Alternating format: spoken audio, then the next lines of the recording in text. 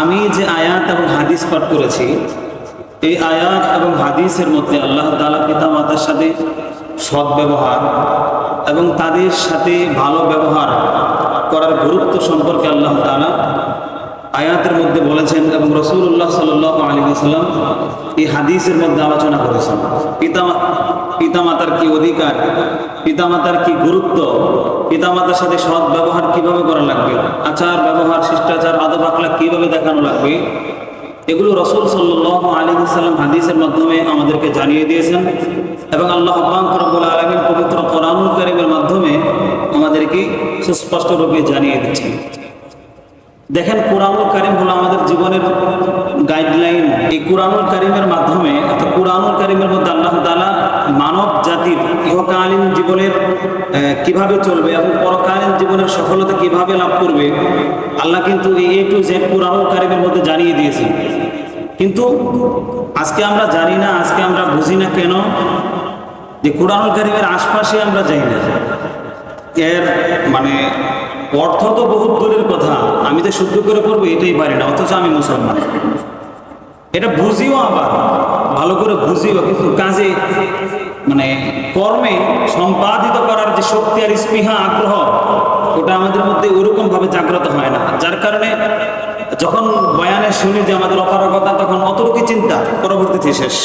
বিষয়টা এরকম, এভাবেই চলতেছে এবং এভাবেই চলবে। যাদের ওই প্রচন্ড আগ্রহ আর স্পৃহা না হবে তাদের এটা শিক্ষা করা সম্ভব না, দাওয়াত তাবলীগে তাদের পক্ষে বের হওয়া সম্ভব না। এটা ওই সমস্ত লোকদের পক্ষেই সম্ভব যাদের মধ্যে প্রচন্ড আগ্রহ আর ইচ্ছা উদ্দীপনা আছে। এটা সবাই পারে না। তো যে কথা বলতেছিলাম, যে আয়াত এবং হাদিস আপনাদের সামনে তেলাওয়াত করেছি, এই আয়াতের মধ্যে পিতামাতার সাথে কি আচরণ হবে, পিতামাতার সাথে কি ব্যবহার হবে এবং পিতামাতার গুরুত্ব সম্পর্কে আলোচনা করা হয়েছে।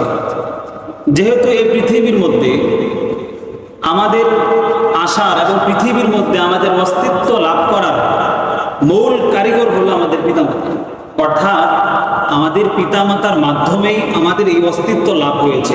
আমরা একটা অস্তিত্ব পেয়েছি, দুনিয়ার হাওয়া নিতে পারতেছি, এটার মাধ্যম পিতামাতা। আর এই কারণেই আল্লাহ পাক রব্বুল আলামিন পিতামাতার অন্তরে একটা সন্তানের প্রতি কি পরিমাণ ভালোবাসা থাকা উচিত, যে পরিমাণ মায়া, মহাব্বত, অনুগ্রহ, অনুকম্পা থাকা উচিত, আল্লাহ প্রত্যেকটা মা এবং বাবার অন্তরে সেই মহাব্বত, ভালোবাসা, অনুগ্রহ, অনুকম্পা আল্লাহ ঢেলে দিয়েছে। কথা বলেন ঠিক কিনা? আপনারা গভীর ভাবে একটা জিনিস খেয়াল করবেন, এই পৃথিবীর মধ্যে যত ভালোবাসা আছে, এই পৃথিবীর মধ্যে যত ভালোবাসা আছে, প্রত্যেক ভালোবাসার মধ্যে একটা স্বার্থ নিহিত থাকে, একটা উদ্দেশ্য থাকে। ভাই ভাইকে ভালোবাসে, স্বার্থ আছে। বোন বোনকে ভালোবাসে, স্বার্থ আছে।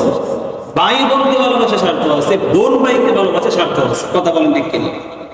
স্বামী স্ত্রীকে ভালোবাসে, এটাও একটা স্বার্থ আছে, আছে নাকি নাই?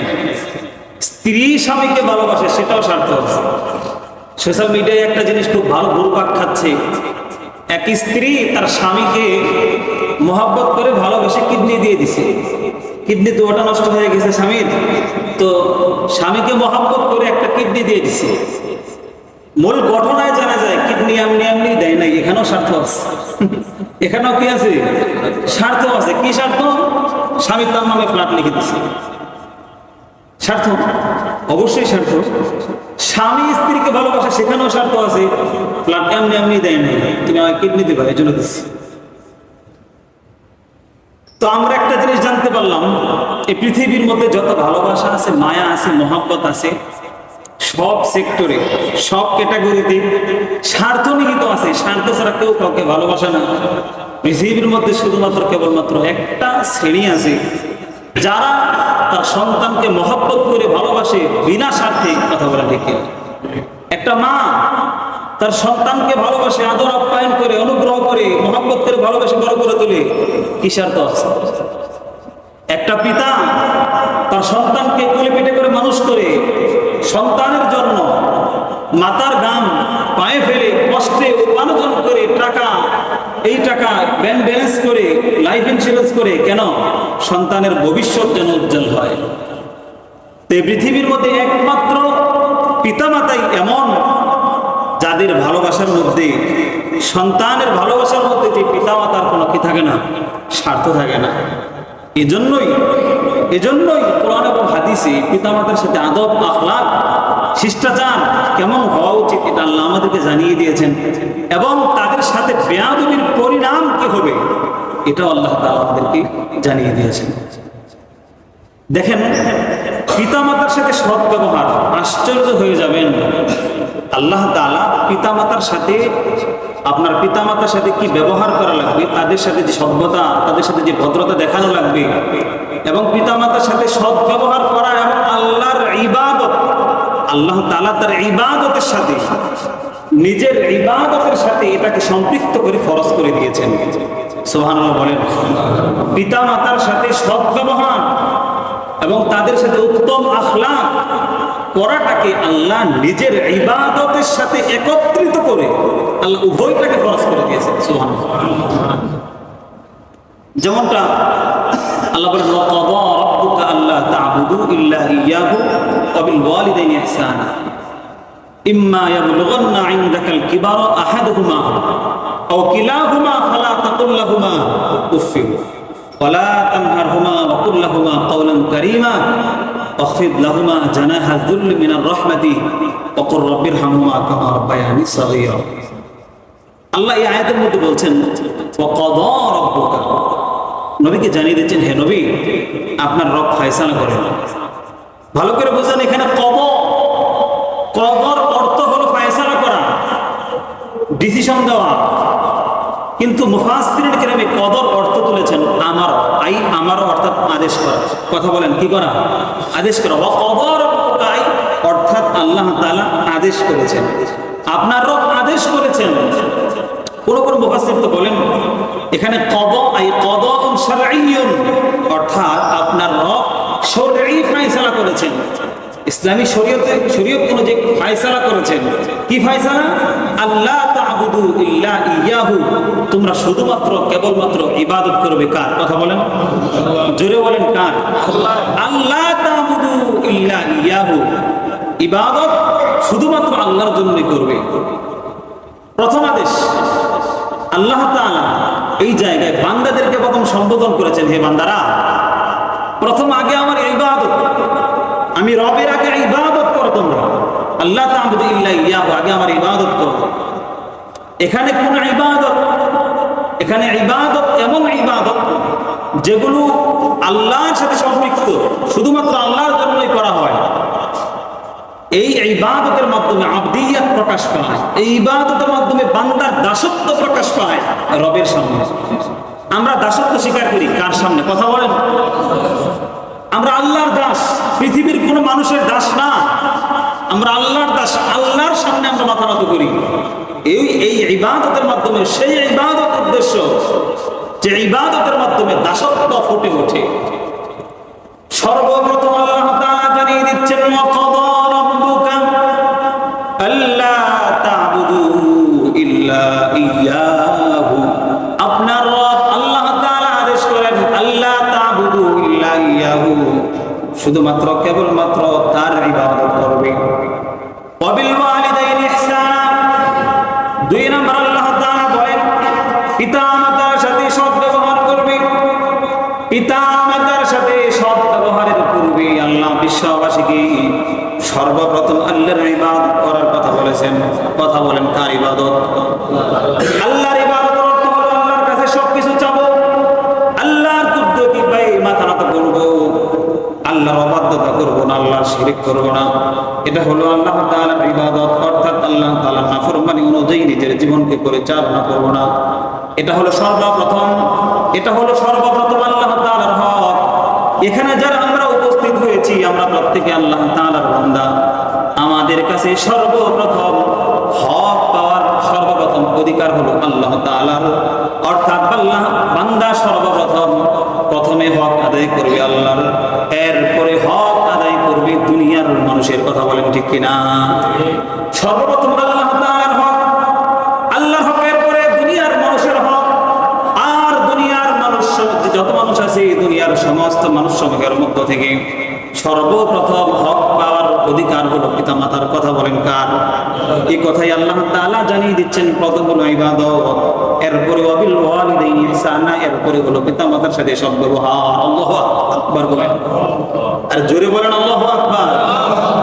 আশ্চর্যের বিষয়, পৃথিবীর মধ্যে কত শত মানুষ, কত সহস্র হাজার মানুষ, সমস্ত মানুষের হক আগে নয়, সর্বপ্রথম ওই সমস্ত মানুষদের হক আদায় করবি যে সমস্ত মানুষের মাধ্যমে তোমরা দুনিয়াতে অস্তিত্ব লাভ করেছো। কথা বলেন ঠিক কিনা? এই আয়াতের মধ্যে আল্লাহ পাক রব্বুল আলামিন পুরো বিশ্ববাসীকে 6টা আদেশ করেন। কথা বলেন কয়টা আদেশ? আরো জোরে কয়টা? 6টা। পিতামাতার সাথে আখলাক, আদব কিভাবে হবে, পিতামাতার সাথে কিভাবে সদ্ব্যবহার করা লাগবে, পিতামাতার ব্যাপারে আল্লাহ তাআলা এখানে 6টা আদেশ করেন সন্তানদেরকে। কথা বলেন কাদেরকে? সন্তানদেরকে। এখানে যারা আমরা উপস্থিত হয়েছি, আমরা কি প্রত্যেকই সন্তান না? কোনো না কোনো পিতার সন্তান, কোনো না কোনো মাতার সন্তান। কথা বলেন ঠিক কিনা? এই কথাই আল্লাহ জানিয়ে দিচ্ছেন এই আয়াতের মধ্যে। আল্লাহ আমাদেরকে পিতামাতা সংক্রান্ত 6টা আদেশ করেন। জুড়ে বলেন কয় আদেশ? সর্বপ্রথম আদেশ হলো ওয়াবিল ওয়ালিদাইনি ইহসানা।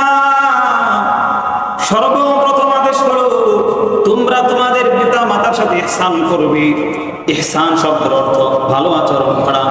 ইহসান শব্দের 2 অর্থ আছে, একটা হলো ইবাদতের ক্ষেত্রে ইহসান, শিয়ালের আলোচনায় আমি যাচ্ছি না। ইহসান শব্দের আরেকটা অর্থ হলো, ইহসান অর্থ হলো ভালো আচরণ করা। কথা বলেন কি আচরণ করা?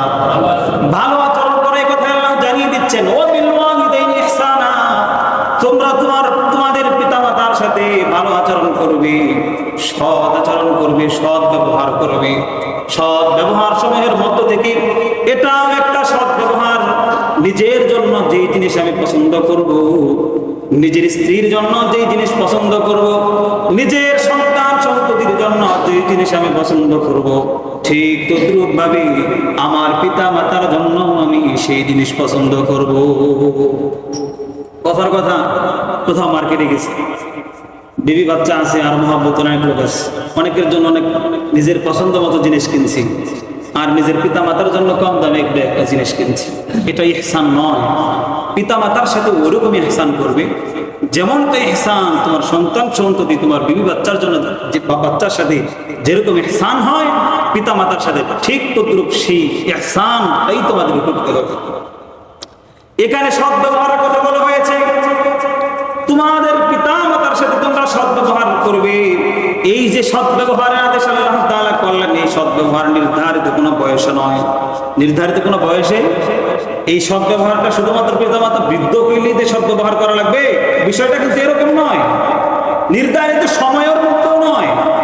আমাদের তো এখন মহাব্বত, ভালোবাসা, আদব এগুলো সময়ের সাথে সম্পৃক্ত হয়ে যায়। পুরা বছর পিতা মাতার খোঁজ নাই, ঈদ আসলে পাঞ্জাবি আর শাড়ি হাজির। কথা বলা ঠিক কিনা? এই জন্যই নির্ধারিত কোনো সময় কিংবা নির্ধারিত কোনো বয়সের সাথে এই সৎ ব্যবহার, এই সদাচরণ সম্পৃক্ত নয়, বরং সব সময় তোমার পিতা মাতার সাথে সৎ ব্যবহার তুমি করবে। সুবহানাল্লাহ। আল্লাহ তাআলার এই কথার উদ্দেশ্য হলো বিল ওয়ালিদাইনি ইহসানা, তোমরা তোমাদের পিতা মাতার সাথে সদাচরণ করবে, ভালো আচরণ করবে। এর উদ্দেশ্য হলো এটাও, তোমার পিতামাতা যদি অমুসলিম হয়, বেদিন হয়, তাহলে তোমার পিতামাতা বেদিন হলেও, অমুসলমান হলেও তাদের সাথে সদাচরণ করবে, ভালো আচরণ করবে। সুবহানাল্লাহ। হযরত আসমা রাদিয়াল্লাহু তাআলা, আল্লাহ নবী সাল্লাল্লাহু আলাইহি ওয়াসাল্লাম বলতেছেন, ওগো আল্লাহর নবী, আমার মাতা তো মুশরিকা, শিরক করে, তো এখনো আমার মা আমার কাছে অনেক সময় আসে। আচ্ছা বলেন তো দেখি, এখন আমার মার সাথে ভালো আচরণ করা এটা কি জায়েজ হবে? আল্লাহ নবী সাল্লাল্লাহু আলাইহি ওয়াসাল্লাম বললেন, অবশ্যই সিলি উম্মাকি, তোমার আম্মার সাথে ভালো আচরণ করো, তোমার আম্মার সাথে সদাচরণ করো, তোমার আম্মার সাথে সম্পর্ক ঠিক রাখো। সুবহানাল্লাহ। এটা হলো প্রথম আদেশ। পিতামাতার সাথে ভালো আচরণ করা লাগবে, সৎ ব্যবহার করা লাগবে, যদিও পিতামাতা অমুসলিম হয়। যদিও পিতামাতা কি হয়? যদিও পিতামাতা কি হয়? অমুসলিম হয়। যেমন ধরেন আপনি ইসলাম ধর্ম গ্রহণ করেছেন, আপনার মা ইসলাম ধর্ম গ্রহণ করেন নাই, আপনার বাবা ইসলাম ধর্ম গ্রহণ করেন নাই। আল্লাহ জানিয়ে দিচ্ছেন তোমার এই পিতামাতার সাথে, মুশরিকা পিতামাতার সাথে তুমি ভালো আচরণ করো। অন্য এক আয়াতের মধ্যে বলেন, ওয়া ইন জাহাদাকা আলা تشرك بي ما ليس لك به علم فلا تطعهما وصاحبهما في الدنيا معروفا। দেখেন কি আশ্চর্য বিষয়, আল্লাহ জানিয়ে দিতেন ওয়াইন জাহাদাকা আলা আন তুশরিকা বি, তোমার পিতা মাতা যদি তোমাকে পিরাপিরি করে আমার সাথে শিরক করার জন্য, তোমার পিতা মাতা যদি তোমাকে পিরাপিরি করে যে আমি আল্লাহর সাথে তোমাকে শিরিক করা লাগবে, এই কথাও যদি তোমার পিতা মাতা তোমার সাথে বলে, ফালা তুতিউহুমা, তাদের অনুগত্য করবা না, তাদের আনুগত্য করবা না, আমার সাথে শিরিক করবা না, এবং তাদের কথাও মানবা না, খারাপ আচরণ করবা না। সুবহানাল্লাহ। শিরিকের মতো জঘন্যতম অপরাধ আসমানের নিচে জমিনের উপরে দ্বিতীয় কোনোটা নাই। তথাপিও আল্লাহ তাআলা জানিয়ে দিচ্ছেন তোমার পিতামাতা যদি তোমাকে আমার সাথে শরীক করার কথা বলে, তাহলে ফালা তুতিউহুমা, পিতামাতার আদেশ অমান্য, পিতামাতার আদেশ মানবাও না, পাশাপাশি তাদের সাথে খারাপ আচরণ করবে না। ওয়াসাহিবহুমা ফিদ দুনিয়া মারুফা, দুনিয়াতে তাদের সাথে ভালো আচরণ করো, নমনীয়তার সাথে অনমনীয় আচরণ করো। কেননা আল্লাহ হলো আমাদের রব। কথা বলেন ঠিক কিনা? শুরুতে বলেছি বান্দার কাছে সর্বপ্রথম হক পাওয়ার অধিকার হলো আল্লাহ তাআলার। আমার সর্বপ্রথম হক দিব আমি আল্লাহকে। এজন্য আমি যদি আল্লাহর সাথে শরীক করি, আল্লাহর হকে পূর্ণ হলো। এজন্য হাদিসের মধ্যে আছে লা তাআতা লি মাখলুকিন ফি মাসিয়াতিল খালিক, অর্থাৎ স্রষ্টার নাফরমানি করে সৃষ্টির আনুগত্য করা জায়েজ নাই। আপনার পিতামাতা হলো সৃষ্টি, কথা বলেন ঠিক কিনা? আর রব যে আপনার পিতামাতাকেও সৃষ্টি করেছে, পাশাপাশি আমাকেও সৃষ্টি করেছে, আপনাকেও সৃষ্টি করেছে, সুতরাং সৃষ্টির আনুগত্য করে স্রষ্টার নাফরমানি করা জায়েজ নাই। এজন্য পিতামাতা যদি অবাধ্যতার আদেশ করে, যে অবাধ্যতা রবের নাফরমানির দিকে যায়, পিতামাতা যদি শিরক করার কথা বলে, আল্লাহর সাথে শিরক করার কথা বলে, তাহলে পিতামাতার সেই অবাধ্য কথাগুলো, আল্লাহর সাথে শিরকি কথাগুলো সন্তান কখনোই মানবে না। কথা বলেন ঠিক কিনা? পাশাপাশি খারাপ আচরণ করবে না। ফালা তুতিউহুমা ওয়া সাহিবহুমা ফিদ দুনিয়া মারুফা, বরং তাদের সাথে ভালো আচরণ করো, শিরকও করবে না, আমার অবাধ্যতাও করবে না, আমার নাফরমানিও করবে না।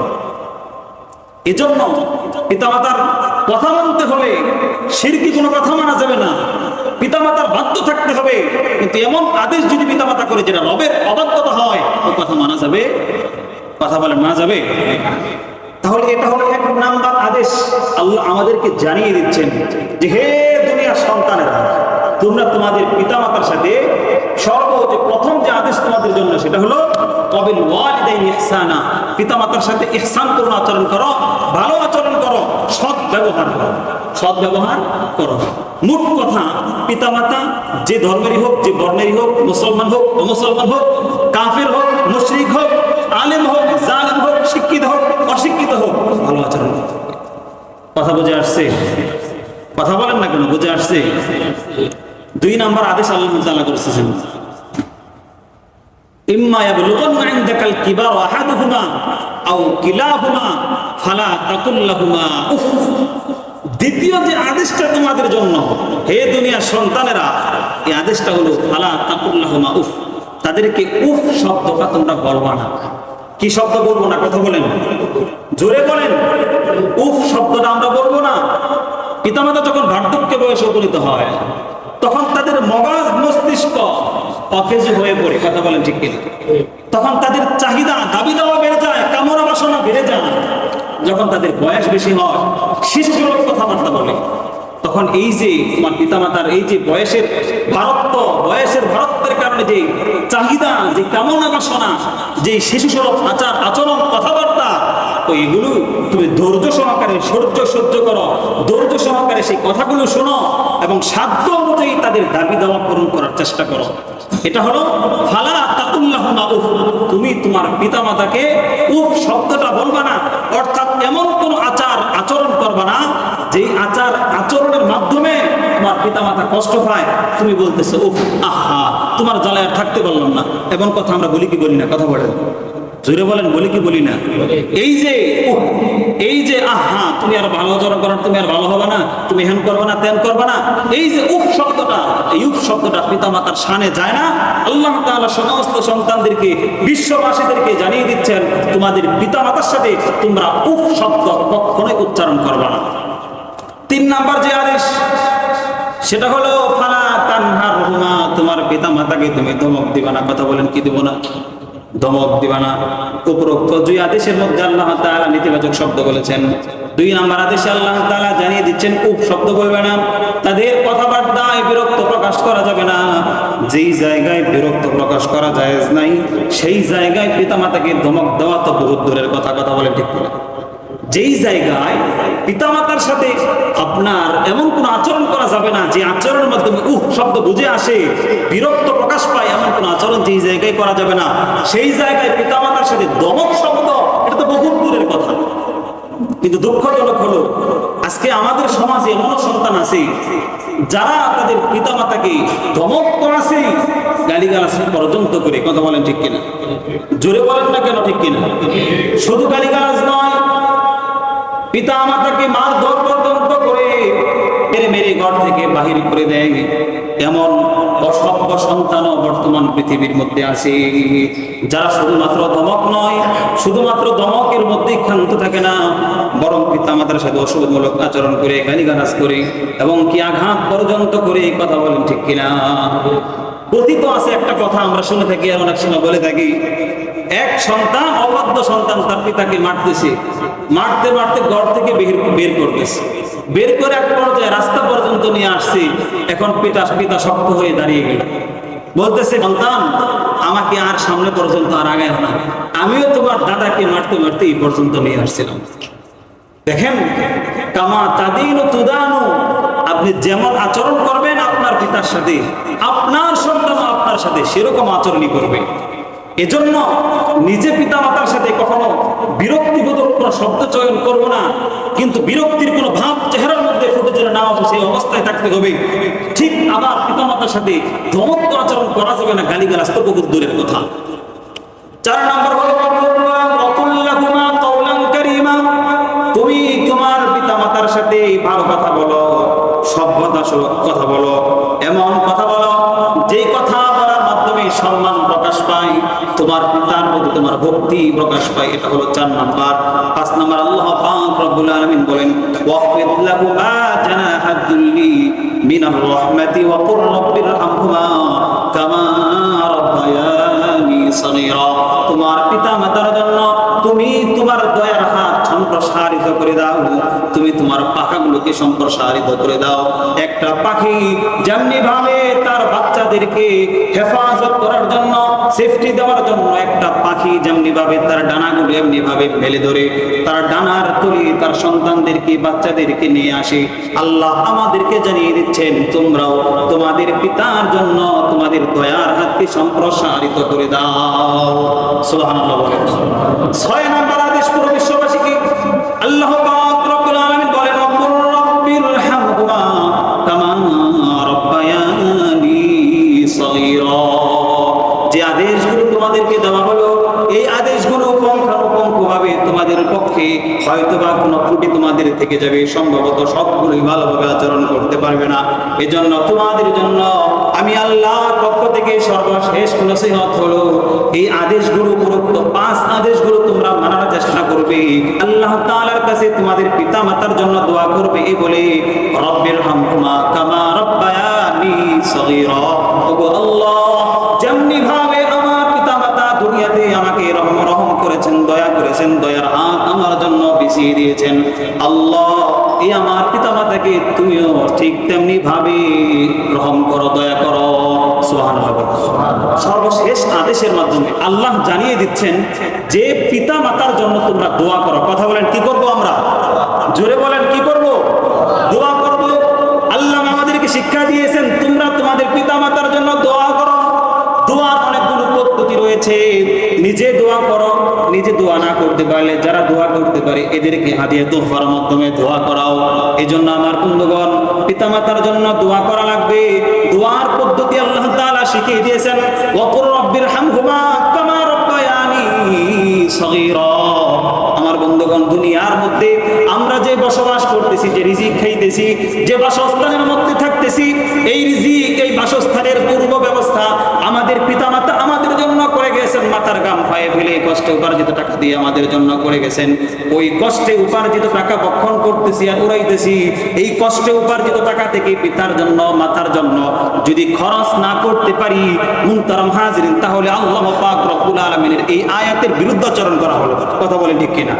যে পিতামাতার সন্তান, যে পিতামাতা তার কষ্ট উপার্জিত টাকা দিয়ে তোমার জন্য সব সুন্দর ব্যবস্থাপনা সুসংযুক্ত করে গেলেন, দুনিয়াবি পার্থিব জীবনের যত উপকরণ তোমার প্রয়োজন সবকিছুই করে গেলেন, ওই পিতার জন্য তুমি দান খয়রাত করবা।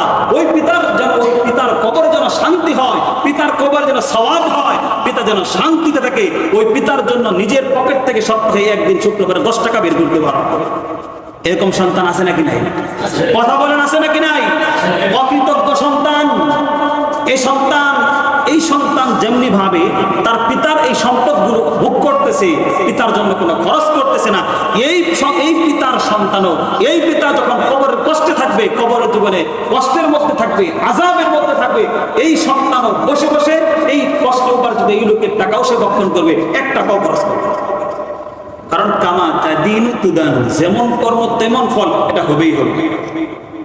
এই যে দেখেন আল্লাহ পাক রব্বুল আলামিন আমাদেরকে, আমাদের পিতা মাতাদের সম্পর্কে আল্লাহ আমাদেরকে 6টা নসিহত করলেন। কথা বলেন, কয়টা নসিহত করেছেন? এই 6টা নসিহত অবশ্যই আমাদের মানা লাগবে। যদি কেউ আমরা চাই যে আমাদের বার্ধক্যকালীন অসহায় অবস্থায় আমার সন্তান আমার জন্য দোয়া করুক, আমার সন্তান আমার জন্য সওয়াব রাসূলি করুক, আমার সন্তান আমার এই অসুস্থকালীন অবস্থায়, বার্ধক্যকালীন অসহায় অবস্থায় আমার সন্তান আমার সেবা শুশ্রূষা করুক, কোন পিতা যদি চান, তাহলে ওই পিতা আপনার পিতাকে আপনি সেবা শুশ্রূষা করেন, আপনার পিতার আপনি ছায়া হয়ে থাকেন। আপনি যদি আপনার পিতার সাথে এই আচরণগুলো করতে পারেন, আপনার মার খেদমতগুলো যদি আপনি করতে পারেন, আপনার সন্তানও আপনার অসহায়ত্ব অবস্থায় আপনার মাথায় হাত তোলাবে। আর আপনি যদি আপনার পিতার সাথে অবাধ্যতা করেন, আপনার মাতার সাথে খারাপ আচরণ করেন, তাহলে আপনার সন্তান আপনার জন্য দোয়াও করবে না, আর কবরের পাশে গিয়ে সালাম করবে না। আপনার সন্তান আপনার অসহায়ত্ব অবস্থায় আপনার সেবা শুশ্রূষাও করবে না। আল্লাহ নবী সাল্লাল্লাহু আলাইহি ওয়াসাল্লাম পিতা মাতার সাথে সৎ ব্যবহারের গুরুত্ব দেখেন কেমন করে দিয়েছেন। এমনকি আল্লাহ পাক রব্বুল আলামিনের প্রিয় নবী জনাব মুহাম্মদুর রাসূলুল্লাহ সাল্লাল্লাহু আলাইহি ওয়াসাল্লাম আল্লাহর প্রিয় আমলগুলো বলতে গিয়ে পিতামাতার আমলটাও আল্লাহ পাক রব্বুল আলামিন দ্বিতীয় নম্বরে উল্লেখ করেছেন। রাসূলুল্লাহ সাল্লাল্লাহু আলাইহি ওয়াসাল্লামের এক সাহাবী আব্দুল্লাহ, তিনি বলেন সাআলতুন নবিয়্যা সাল্লাল্লাহু আলাইহি ওয়াসাল্লাম, আল্লাহ নবী সাল্লাল্লাহু আলাইহি ওয়াসাল্লামকে আমি জিজ্ঞেস করলাম,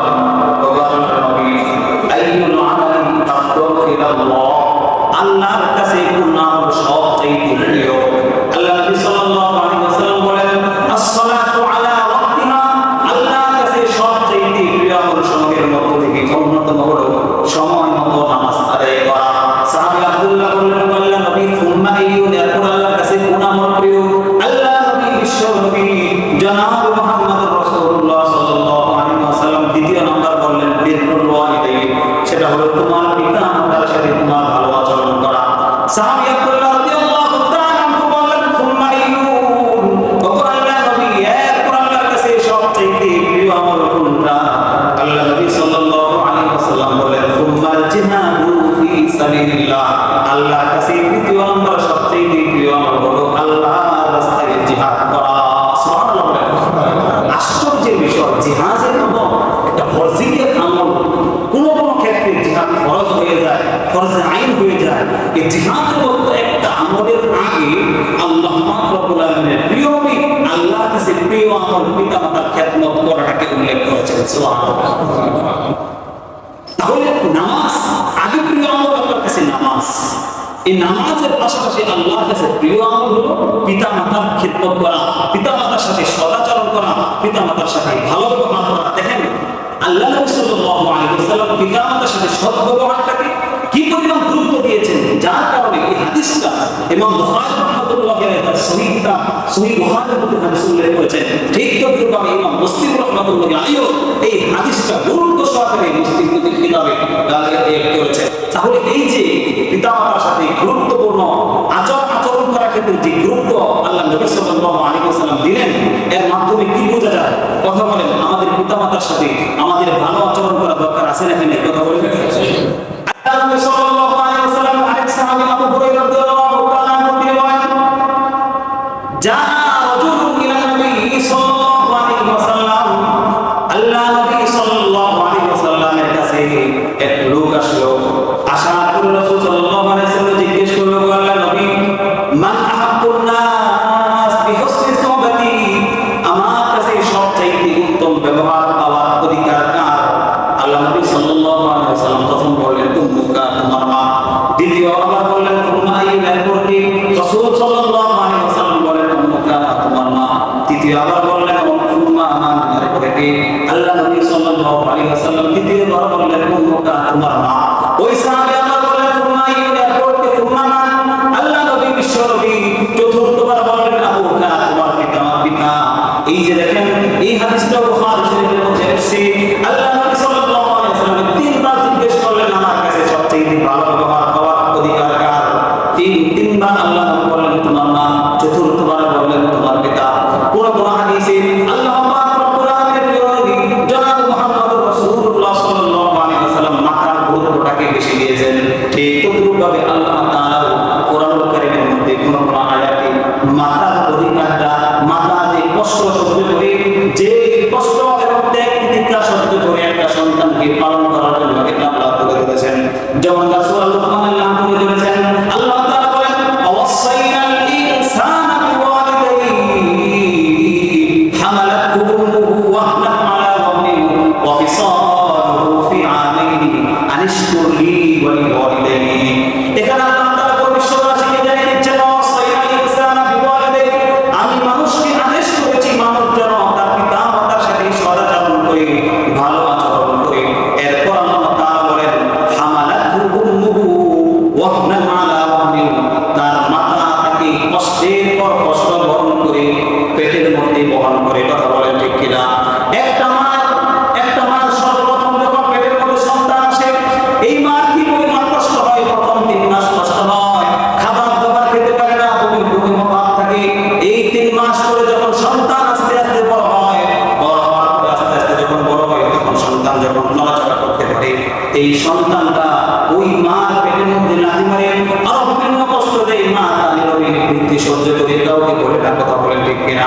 এই সন্তানটা যখন বড় হয়, বড় হওয়ার পরে প্রসব যখন করে তার মা, এই প্রসব যন্ত্রণা সহ্য করে। এই যে প্রসব যন্ত্রণা, অনেক সময় অনেক মা এই প্রসব যন্ত্রণা সহ্য না করতে পেরে মৃত্যুবরণ পর্যন্ত করে। এই যে মা স্টেপ বাই স্টেপ সর্বপ্রথম পেটে আসার পর কষ্ট, এরপর সন্তান যখন আস্তে আস্তে বড় হলো, সেটাকে বোঝা বহন করা কষ্ট, আবার যখন প্রসব করবো তখন আরেক কষ্ট। ওই কষ্টের সময় যখন মা মৃত্যুবরণ পর্যন্ত করে, তারপর তার সন্তানকে সুন্দরভাবে প্রসব করতে চায়। এই প্রসব করার পরে সন্তানটাকে আবার দুধ পান করানো লাগে, এই সন্তানটাকে ধীরে ধীরে বড় করানো লাগে। এই সন্তানটা ভূমিষ্ঠ হওয়ার পর সন্তান যেন কোনো টাকা কষ্ট না পায়, পা পিছলে পড়ে না যায় কিংবা খাট থেকে পড়ে না যায়, এই জন্য মা গভীর খেয়াল করে। ঠিক তদ্রূপভাবে শীত আসলে শীতে যেন সন্তানের কষ্ট না হয়, গরম থাকলে, ফ্যান না থাকলে, কারেন্ট না থাকলে সন্তানের যেন কষ্ট না হয়, মা সম্পূর্ণরূপে খেয়াল রেখে এই যে মার ত্যাগ, এই যে মার দীক্ষা, এই যে মার কোরবানি, একটা মা যেরকম একটা সন্তান লালন পালন করার জন্য কোরবানি করে, কষ্ট করে, ত্যাগ তিতিক্ষা স্বীকার করে, বাবা এর 10 ভাগের 1 ভাগ করে না বিদায়। আল্লাহ নবী সাল্লাল্লাহু আলাইহি ওয়াসাল্লাম হাদিসে মার মর্যাদা 3 বার করার পরে প্রিয় নবী সাল্লাল্লাহু আলাইহি ওয়াসাল্লাম পিতার মর্যাদা করে করেছে। সুবহানাল্লাহ। কি পরিমাণ কষ্ট সহ্য করে একটা সন্তানকে মা আস্তে আস্তে কষ্ট করে ধীরে ধীরে বড় করে। এজন্য মুহতারাম হাজিরিন, মার দোয়া যেমনি ভাবে কবুল হবে, মার বদদোয়া ঠিক তেমনি ভাবে কবুল হবে। বদদোয়া কবুল হবে না কেন? কারণ এরকম নিঃস্বার্থ ভালোবেসে কষ্ট করে সন্তানকে বড় করে, এই মাকে যখন সন্তান কষ্ট দেয়, এই মাকে যখন সন্তান আঘাত করে, এই মাকে যখন সন্তান গালিগালাজ করে, ঘর থেকে তখন মেরে মেরে যখন বের করে, এই মা বদদোয়া আল্লাহর আরশ পর্যন্ত কেঁপে ওঠে। এজন্য লম্বা আলোচনা হয়ে যাচ্ছে। দেখেন হযরত ওয়াইস আল-কারনী আল-মুরাদি, এই যে ওয়াইস, তিনি জন্মগ্রহণ করেন আপনার ইয়ামানের কারান নামক জায়গায়। ওয়াইস আল-কারনী তিনি রাসূল সাল্লাল্লাহু আলাইহি ওয়াসাল্লামের যুগ পেয়েছেন, অর্থাৎ রাসূল সাল্লাল্লাহু আলাইহি ওয়াসাল্লাম জীবিত অবস্থায় দিয়েছেন ওয়াইস আল-কারনী। এবং রাসূল সাল্লাল্লাহু আলাইহি ওয়াসাল্লামের এই ইসলামের প্রচার প্রসার যখন চলতে থাকলো, ওয়াইস আল-কারনীর কাছে দিনে দাওয়াত পৌঁছলো, তিনি মুসলমান হলেন। তেনার বাড়ি ইয়ামেনের কর্ণ জায়গা। তিনি ইসলাম ধর্ম গ্রহণ করার পর তিনি সেখান থেকে রাসূলের সান্নিধ্যে আসতে চাইলেন, কিন্তু দুর্ভাগ্যজনক হলো যে তার মাতা হলো অসুস্থ। রাসূলের কাছে তিনি লিখলেন, ও আল্লাহর রাসূল, আমি আপনার সান্নিধ্য পাওয়ার জন্য, আপনাকে দেখে চক্ষু শীতল করার জন্য আমার হৃদয় আকুল ব্যাকুল হয়ে গেল। ও আল্লাহর নবী, আমি আপনাকে দেখে সাহাবীদের মর্যাদা অর্জন করতে চাই। সাহাবী বলা হয় কেউ যদি ঈমান অবস্থায় রাসূলকে দেখে এবং ঈমানি হালতে যার মৃত্যু হবে ওনাকে বলা হয় সাহাবী। এবং একজন সাহাবীর মর্যাদা কি পরিমাণ, শত শত হাজার হাজার বুজুর্গ এবং পীরকে যদি এক পাল্লায় রাখা হয়, আর একজন আদনা থেকে আদনা সাহাবী, অখ্যাত সাহাবী শুধুমাত্র রাসূলকে দেখেছে ঈমানি হালতে ঈমানি অবস্থায় মৃত্যুবরণ করেছে, ওনার যে মর্যাদা আর হাজার আব্দুল কাদের জিলানীকে যদি এক পাল্লায় রাখা হয়, ওই এক সাহাবীর মর্যাদা তখন হবে না। লম্বা হাদিস সেদিকে যাচ্ছে না। রাসূল সাল্লাল্লাহু আলাইহি ওয়াসাল্লাম আসহাবী কান নুজুম বিআইহিম ইতাদাইতুম আর বহুত হাদিসের মাধ্যমে সাহাবায়ে কেরামের মর্যাদাগুলো ফুটে ওঠে। আব্দুল্লাহ ইবনে মুবারক রাদিয়াল্লাহু রাহমাতুল্লাহি আলাইহি জিজ্ঞেস করা হলো যে, হে আব্দুল্লাহ ইবনে মুবারক, একজন আমিরের মুআবিয়ার মর্যাদা আল্লাহর কাছে বেশি নাকি আমর ইবনে আজিজ রাহমাতুল্লাহি আলাইহির সম্মান মর্যাদা আল্লাহর কাছে বেশি? আমর ইবনে আব্দুল আজিজ তিনি ছিলেন একজন তাবী, আর আমির মুআবিয়া রাদিয়াল্লাহু তাআলা ছিলেন রাসূলের জলিলুল কদর সাহাবী। মুআবিয়া রাদিয়াল্লাহু তাআলার মর্যাদা আল্লাহর কাছে বেশি নাকি আমর ইবনে আব্দুল আজিজ রাহমাতুল্লাহি আলাইহির মর্যাদা বেশি? আব্দুল্লাহ ইবনে মুবারক রাদিয়াল্লাহু আলাইহি বলেন যে আমির মুআবিয়া রাদিয়াল্লাহু তাআলা রাসূলের সাথে যে জিহাদে অংশগ্রহণ করেছে, যে ঘোড়ার উপর চড়ে জিহাদে অংশগ্রহণ করেছে, ওই ঘোড়ার নাক দিয়ে যে ধুলিবালি রাখছে, ওই ধুলিবালি পরিমাণ মর্যাদাও ওই আপনার এই আব্দুল্লাহ ইবনে আমর ইবনে আজিজ রাহমাতুল্লাহি আলাইহি পর্যন্ত হবে না। তাহলে দেখেন একজন সাহাবীর মর্যাদা আল্লাহ পাক রব্বুল আলামিনের কাছে কি পরিমাণ বেশি। এই ওয়াইস আল-কারনী রাসূলের যুগ পেল, তবু মা খেদমত করার কারণে, মায়ের সেবা শুশ্রূষা করার কারণে রাসূলের কাছে চিঠি লিখলো, রাসূল আপনাকে দেখে সাহাবীদের মর্যাদা লাভ করতে চাই, কিন্তু মা তো অসুস্থ, আসতে পারতেছি না। রাসূল বললেন যে তোমার আসা দরকার নাই, তুমি তোমার মার খেদমত করো। এভাবে ওয়াইস আল-কারনী খেদমত করতে লাগলেন। এক পর্যায়ে রাসূল ইন্তেকাল করলো। ইন্তেকালের আগে রাসূল সাল্লাল্লাহু আলাইহি ওয়াসাল্লাম ওমর ইবনে খাত্তাব রাদিয়াল্লাহু তাআলা বললেন, হে ওমর, ওই যে ইয়ামের কর্ণ নামক জায়গা থেকে ওয়াইস আল-কারনী নামক এক লোক মদিনার মধ্যে আসবে, ওই লোক যদি মদিনার মধ্যে আসে, উনি হলো মুস্তাজাবুদ দাওয়াত, ওনার কাছ থেকে তোমার জন্য দোয়া করিয়ে রাখো, আমার উম্মতের জন্য দোয়া করে রাখো। সুবহানাল্লাহ, আওয়াজ করেন। দেখেন মা খেদমত করার কারণে ওয়াইস আল-কারনীর মর্যাদা কতটুকু বেড়ে গেছে। ওয়াইস আল-কারনীর মর্যাদা সাহাবীর চাইতে বেশি না, কিন্তু একদিক থেকে দোয়ার দিক থেকে, মুস্তাজাব দাওয়াত হওয়ার দিক থেকে, তার দোয়া আল্লাহর কাছে প্রিয় হওয়ার দিক থেকে ওয়াইস আল-কারনীর মর্যাদা আল্লাহর কাছে বহুগুণ বেড়ে গেছে, শুধুমাত্র কেবলমাত্র মা খেদমত করার কারণে। এজন্য ভাইও চলেন, আমাদের যাদের বৃদ্ধ পিতা মাতা আছে, আল্লাহ বলেন তোমাদের মধ্যে যদি ইম্মা ইয়াবলুগান্না ইনদাকাল কিবার আহাদুহুমা আও কিলাহুমা, তোমাদের কারো জীবনে যদি তোমাদের পিতা মাতার একজন অথবা উভয়জন বৃদ্ধ অবস্থায় পৌঁছে, তাহলে ফালা তাকুল্লাহুমা, তাদেরকে উফ শব্দ করবে না, তাদের সাথে খারাপ আচরণ করবে না, তাদের সাথে ভালো আচরণ করবে, তাদেরকে সম্মান দিয়ে কথা বলবে। এজন্য আল্লাহ পাক রব্বুল আলামিন আমাদের সব ভাইকে আমাদের পিতা মাতাদের সম্মান করা এবং সেবা শুশ্রূষা করার